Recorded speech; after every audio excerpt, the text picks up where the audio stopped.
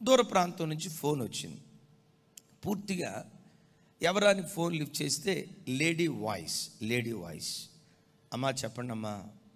అమ్మా ఎక్కడి నుంచి? అటు నుంచి వాయిస్.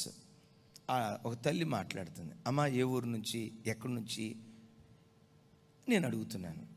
అటువైపు నుంచి వాయిస్ వినపడుతుంది, మాట్లాడుతుంది. అయ్యా నేను అమ్మాయిని కాదయ్యా, అబ్బాయినయ్యా అంతే. అమ్మాయిని కాదయ్యా అబ్బాయిని అంటుంది ఏంటి? నా పేరు మారుస్తున్నా, నా పేరు వెంకటేష్ అయ్యా. సరే సరే అయ్యా చెప్పు, ఏంటి చెప్పు అన్నాను. తన విషయాలన్నీ చెప్తుంది. చూసారా, చెప్తున్నాడు. అతడు మాట్లాడుతున్నంతసేపు నేను అబ్బాయినని చెప్తాడు. నేను ఆ మాట విన్న తర్వాత నేను అనే మాట మాత్రం అమ్మ చెప్పండి అమ్మా, అమ్మ చెప్పండి అమ్మా. మరలా మనిషి అంటాడు, అయ్యా నేను అమ్మాయిని కాదు అబ్బాయిని అయ్యా. తన బాధ చెప్తూ ఉంటే నాకు గుండె ఇట్లా పిండబడింది. నేను ఒక భక్తి కలిగిన సాంప్రదాయ క్రైస్తవ పెంతుకోస్తు కుటుంబంలో పుట్టినటువంటి వాడిని. మా అమ్మ చాలా భక్తి కలిగింది, మా నాన్న చాలా ప్రార్థన పరుడు. మా సంఘంలోనే మా కుటుంబం అంటే ఓ ప్రత్యేకమైన గౌరవం. మరి ఇంతకేమైంది? నాకు 5వ తరగతి చదివేదాకా నేను బాగానే ఉన్నానయ్యా.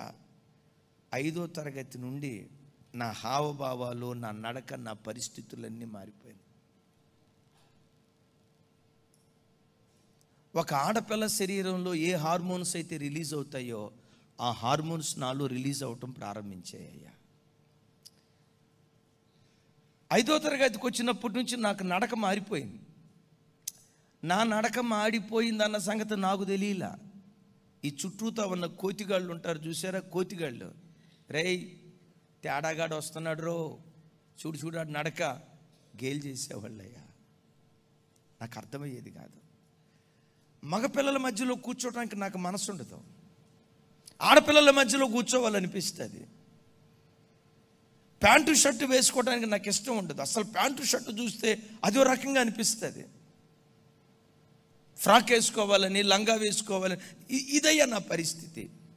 నేను చాలాసార్లు దేవుని దగ్గర ఏడ్చా, దేవా ఇదేమైనా విపరీతమైన ఆలోచన, నేనేమైనా చేయకూడని తప్పుడు ఆలోచన చేస్తున్నానా, నా మనస్సు నియంత్రించుకోలేకపోతున్నాను, నాకు అర్థం కాల.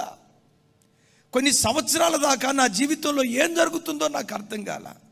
ఒకానొక రోజు మా అమ్మను, ప్రార్థనా పరురాలైన మా అమ్మని పిలిచి, అమ్మా నా శరీరంలో ఇట్లా జరుగుతుంది, ఒకసారి నన్ను చూడండి. తల్లి చూసి నిశ్చేష్టురాలై ఏం చేయాలో అర్థం కాక కన్నీరు మున్నీరుగా ఏడుస్తూ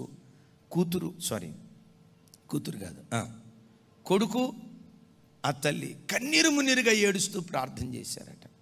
ఇప్పుడు ఆ బిడ్డ నాకు ఫోన్ చేసి ఏడుస్తూ ఒక మాట అంది, అయ్యా నాలో రిలీజ్ అయ్యే హార్మోన్స్ అన్నీ స్త్రీ హార్మోన్సే. చివరికి డాక్టర్ దగ్గరికి వెళ్తే ఇక ఆ వివరాలన్నీ, ఇది నా పరిస్థితి.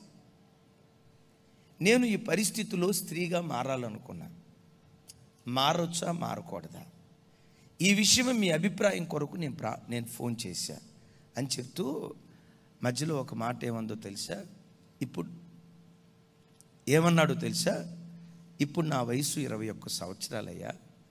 నా ఈ 21 సంవత్సరాల వయసులో మరో రకంగా నాలో ఒక స్త్రీతత్వం ఉంది అని నేను తెలుసుకున్న ఈ 15 సంవత్సరాల వయసులో ఏనాడు ఒక్కరోజు కూడా నన్ను ఎందుకు ఇట్లా పుట్టించేవయ్యా నా దేవుని నేను అడగలా.